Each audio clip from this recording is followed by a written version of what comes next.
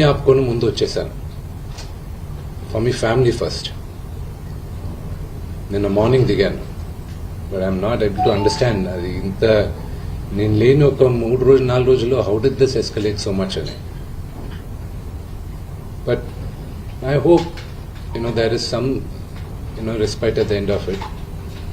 But I also request the media, మీ అందరిని కూడా నేను నా విన్నపం ఏంటంటే, మీకు ఫ్యామిలీస్ ఉన్నాయి, మీకు ఫాదర్స్ ఉన్నారు, everybody's got their own families.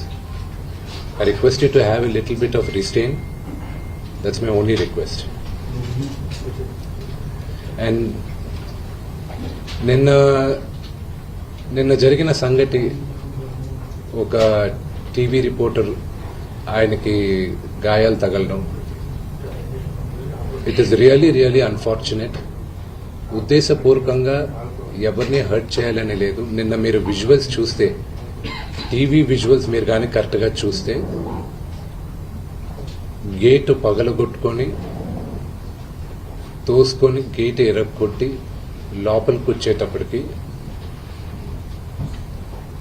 ఒక తండ్రిగా ఆయన రియాక్ట్ అయిన విధం చాలా తక్కువని నా భావన.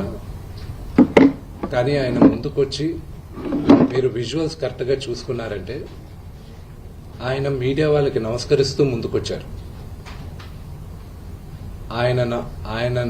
ఆయన చేతులు జోడించి నమస్కరిస్తూ ముందుకు వస్తే, ఎవరో ఒకరు ముందుకొచ్చారు, ఏదో మొహం మీద పెట్టారు, ఆ హీట్ ఆఫ్ ద మూమెంట్ లో జరిగిందే గాని ఉద్దేశపూర్వకంగా ఒక వ్యక్తిని కొట్టాలని గాని, ఒక వ్యక్తి పైన ఆగ్రహం చూపించాలని గాని వ్యక్తిగతంగా లేదు. ఆయన గాయపడిన వాళ్ళ ఫ్యామిలీతో నేను టచ్ లో ఉన్నాను, వాళ్ళ ఫ్యామిలీ మెంబర్తో మాట్లాడాను. వాళ్ళకి చెప్పాల్సింది మేము చెప్పాం. We're in touch with them and it is a really unfortunate incident. I wish this did not happen. ఇది జరుగుండకూడదు. It's really unfortunate. It happen. We all feel sad for it. Thank you.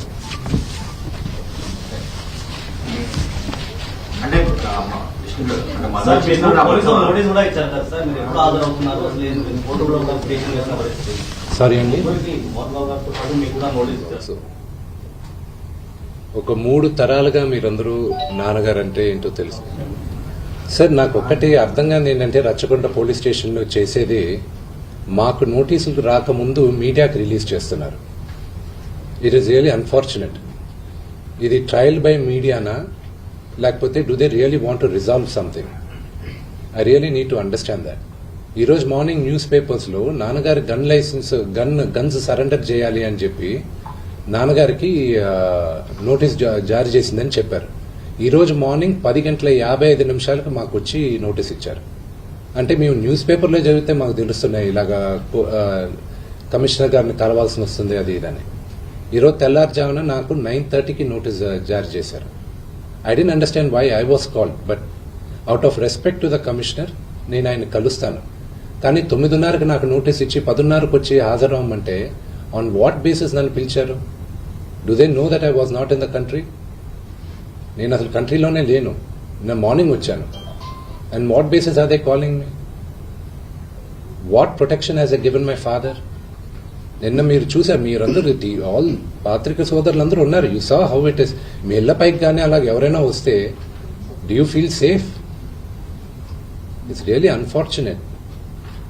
అది ఇంకా respecting the chair of the commissioner, వాళ్ళు పిలిచారు కాబట్టి నేను కలవాల్సిన అవసరం నాకు లేదు.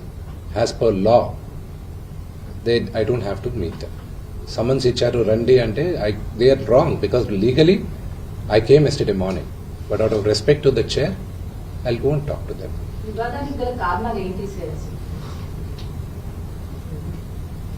See, families are complicated, andi. ఆత్మగౌరవ పోరాటం చేస్తున్నా అంటున్నారు అనవసరం. మీరేం చెప్తారు? ప్రేమతో గెలవాల్సింది రచ్చబెట్టుకుంటే ఎవరు గెలవలేరండి. Only things can be won by love. నాన్నగారేంటో, ఆయన మనస్తత్వం ఏంటో ప్రతి ఒక్కరికి తెలుసు. అంటే నాన్న చిన్నప్పటి నుంచి నన్ను చాలా ఇష్టంగా ప్రేమగా చూశారు, కేవలం మీ వల్ల మాత్రమే ఇదంతా కూడా జరుగుతుంది అని ఆరోపిస్తున్నారు. మీరు శత్రువుగా చూస్తున్నాడు, తమ్ముడుగా చూస్తున్నారు.